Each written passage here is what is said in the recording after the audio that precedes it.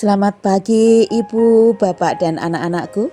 Hari ini Selasa 7 Oktober 2025, kita akan belajar dari kitab Injil Lukas pasal 21 ayat 20 sampai 24.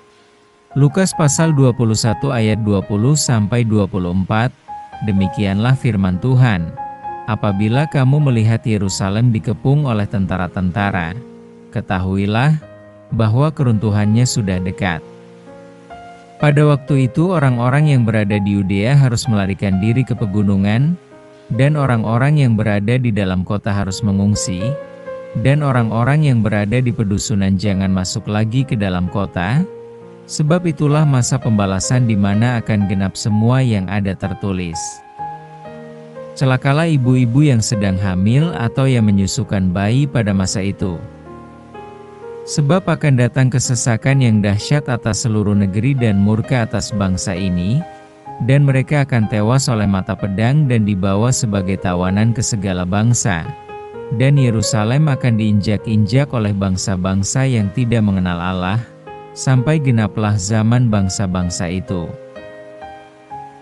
Tema kita, tetap teguh bersama Allah.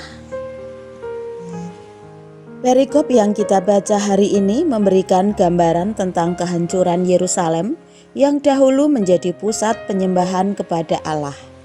Yerusalem akan mengalami kehancuran karena ketidaktaatan umat.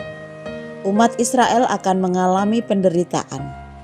Dalam sejarah umat manusia, selalu ada masa-masa sulit.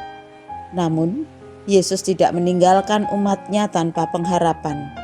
Dia memberikan petunjuk menghadapi masa-masa sulit dengan iman teguh.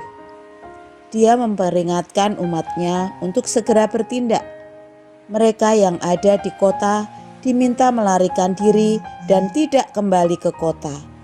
Hal itu menunjukkan urgensi ketaatan terhadap firman Tuhan. Dalam situasi krisis, menaati suara Tuhan adalah cara untuk menyelamatkan diri dari bahaya yang lebih besar. Hal itu merupakan pesan penting di mana Allah selalu menyediakan jalan keluar bagi mereka yang mendengarkan dan menaati perintahnya. Peringatan dalam perikop ini relevan bagi kehidupan kita hari ini. Kita hidup di zaman yang penuh tantangan dan pergolakan. Bencana alam, peristiwa kehilangan, konflik, berbagai macam penyakit atau tekanan persoalan lain yang kita hadapi seringkali membuat kita terguncang. Bahkan kita bertanya-tanya, mengapa Allah mengizinkan semua itu? Sebagai pengikut Kristus, sikap waspada dan peka terhadap tanda-tanda zaman harus dimiliki. Barangkali dunia menawarkan banyak jalan yang tampaknya benar, namun ternyata menyimpang dari firman Tuhan.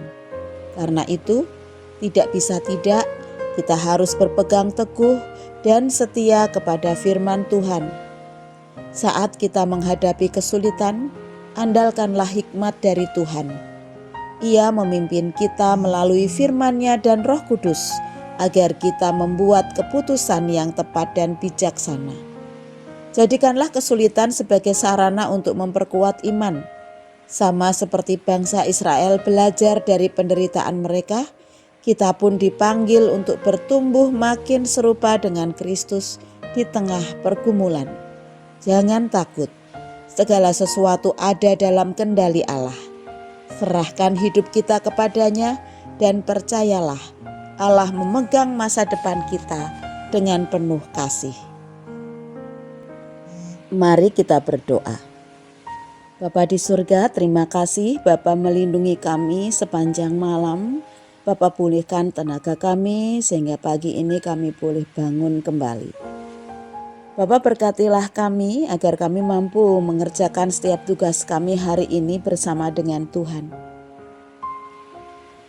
Berkatilah kami agar kami mampu untuk selalu percaya Engkau menyertai kehidupan kami. Terima kasih untuk setiap kesulitan dan masalah yang menjadi sarana bagi kami untuk memperkuat iman kami. Kami tidak takut karena Engkau melindungi dan memberkati kami.